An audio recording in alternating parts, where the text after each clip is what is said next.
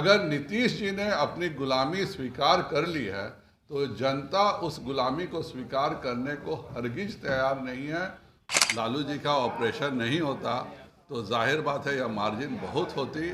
लालू जी शीघ्र स्वस्थ हों, हमारी भी शुभकामनाएं हैं। नमस्कार, आप देख रहे हैं लाइव सिटीज। मैं हूं आपके स्टार शिवम। बिहार विधानसभा की एक सीट कुर्नी में उपचुनाव हुए थे।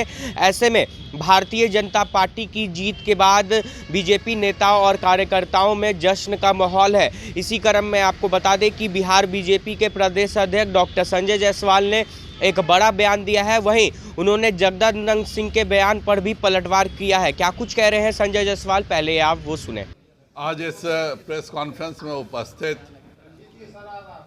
भारतीय जनता पार्टी के प्रदेश के उपाध्यक्ष राजेश वर्मा जी, पार्टी के प्रवक्ता और पूर्व विधायक मनोज शर्मा जी, यहाँ हमारे उपाध्यक्ष सिद्धार्थ शंभू जी, मीडिया प्रभारी राकेश सिंह जी, अशोक भट्ट जी, राजू झा जी और सभी पत्रकार बंधुओं, सबसे पहले तो मैं गुजरात की जनता और भारतवर्ष की जनता को बहुत बहुत धन्यवाद देता हूं कि गुजरात में माननीय मोदी जी ने पूरा इलेक्शन कैंपेन इसी पे रखा था कि हाँ, मैंने गुजरात का विकास किया है।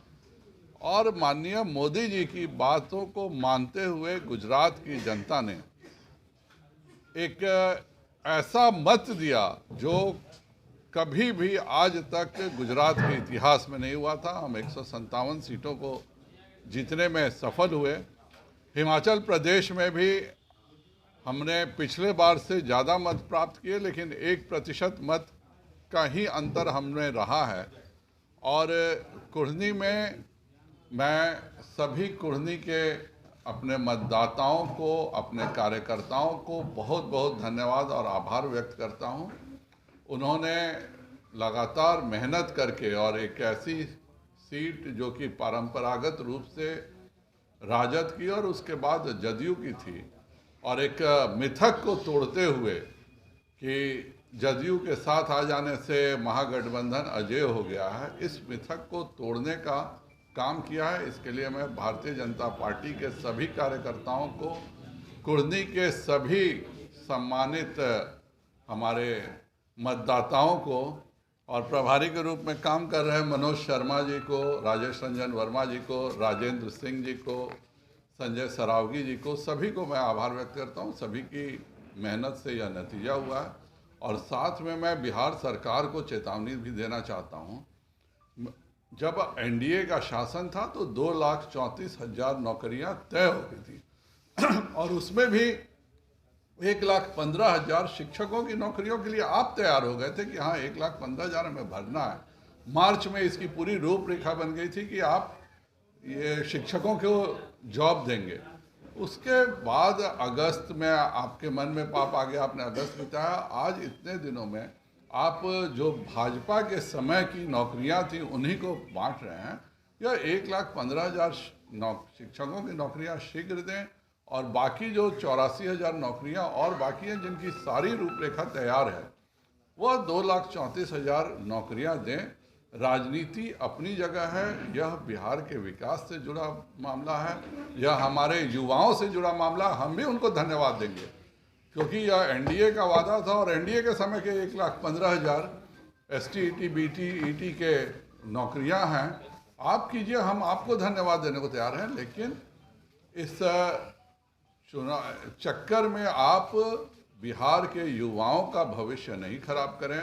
मेरा पूरा आपसे अनुरोध होगा कि ये एक तो नौकरियां दें, दूसरा एक छोटी सी बात को लेकर के आप मोतीपुर में, मुजफ्फरपुर में लॉजिस्टिक पार्क पे रोड़ा अटका रहे हैं। चंपारण में जो 1,000 करोड़ का मेगा टेक्सटाइल पार्क था उसके बदले हमने 1,700 करोड़ का टेक्सटाइल पार्क कर दिया। आज वह फाइल आपने बिल्कुल उसको जो बोलते हैं कि कबाड़ में रख दिया है। बिहार का विकास सभी दलों का सम्मिलित लक्ष्य होना चाहिए और मेरा आपसे अनुरोध रहेगा कि इन सब चीज़ों को शीघ्र पूरा करें। जो प्राइवेट पब्लिक पार्टनरशिप में आप कभी तैयार नहीं होते थे, हमने आपको तैयार किया कि आईटी पार्क खुलेगा, वह आईटी पार्क खोलें। बिहार के युवा बिहार के सभी राजनीतिक दलों की तरफ देख रहे हैं। 2020 में हमें पहला बार उद्योग मिला, आईटी में पहला बार हमने आईटी पार्क के लिए प्राइवेट पब्लिक पार्टनरशिप किया। इन सब चीज़ों को शीघ्र पूरा करने का काम करें नीतीश जी, और 13 को होने वाले विधानसभा के सत्र से पहले वह उनको घोषणा करनी है। अगर वह नहीं करेंगे तो हर कदम पर विधानमंडल की कार्रवाई में भाजपा विरोध करेगी। आपके लिए ज़्यादा अच्छा है कि आप इसको घोषित कर दें, क्योंकि हम आपको मजबूर कर ही देंगे इन बच्चों को नौकरियां देने में। बूथ संख्या 120 देखी जाए, हमने बूथ संख्या 120, 21, 22, 23 पर कंप्लेन किया था। 55 हमें है, 500 उनको है। ये सब बूथों पर इश्यू है। जो 67-68 है, 230, 231 है। 13 बूथों पर 4,500 वोट जो उन्होंने बूथ का कैप्चर किया था, उसके चलते हमारी जीत यह 10,000 से कम की हुई है। नहीं तो अगर उन्होंने बेईमानी नहीं की होती और अगर चुनाव आयोग ने इसका संज्ञान लिया होता, क्योंकि हमने सबूत के साथ दिया था, तो आज हम 12,000 से ऊपर मतों से जीतते हैं। हलचल हो गई है, भगदड़ मचने वाली है। हमारे सदैव के साथी रहे हैं, और मैं आज भी कहता हूं कि 2005 से पहले जिन्होंने भी जंगल राज को समाप्त करने के लिए भाजपा के साथ जदयू के जिन नेताओं ने यह लड़ाई लड़ी, हम एक अच्छे भविष्य के, बिहार के भविष्य के लिए लड़ाई लड़े और उसको जीतने में सफल हुए। अगर नीतीश जी ने अपनी गुलामी स्वीकार कर ली है, तो जनता उस गुलामी को स्वीकार करने को हरगिज तैयार नहीं है। और मैं उन सभी को आमंत्रित करता हूं जिन्होंने भी जंगल राज के खिलाफ लड़ाई लड़ी है, उनका हमारे यहाँ स्वागत है। और नीतीश जी को भी अब समझ लेना चाहिए कि वह बार बार पाला बदल सकते हैं। जनता पाला बदलने को बिल्कुल तैयार नहीं है। जनता तब भी एनडीए के साथ थी और आज भी एनडीए के साथ है। पासवान का जो दौरा रहा, क्या वो अहम रोल रहा कुछ विधानसभा? उसका भी एक भूमिका है। लगभग 50-60 कार्यक्रमों के माध्यम से, कार्यों के माध्यम से हमने इस पूरे चुनाव को मैनेज किया है। जाहिर बात है कि उस 50 किल में से 2 किल भी कमजोर हो जाती तो हमारी दिक्कत हो सकती थी।